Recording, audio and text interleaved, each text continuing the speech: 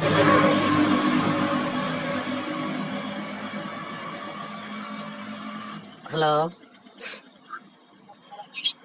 আসসালামু আলাইকুম।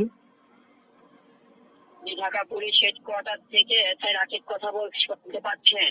জি বলেন। যে আপনাকে কি কারণে কল করা হয়েছে এই বিষয়ে কোন এজেন্ট আপনাকে অবগত করছে? যে একটু আগে কথা বললো আর কি। জি, দেখেন যে এখানে আপনার বিরুদ্ধে কেস চাচ্ছে, এখন যদি কেসটা সমাধান করেন তাহলে করে আপনি নিজে নির্দোষ। দেখেন ও আপনার আপনার সরি সরি, আপনার নামটা কি বললেন? SI Rakib. SI Rakib. Hello. শুনতেছো না তুমি? হ্যাঁ, আপনার নামটা কি বললেন? এসআই রাকিব।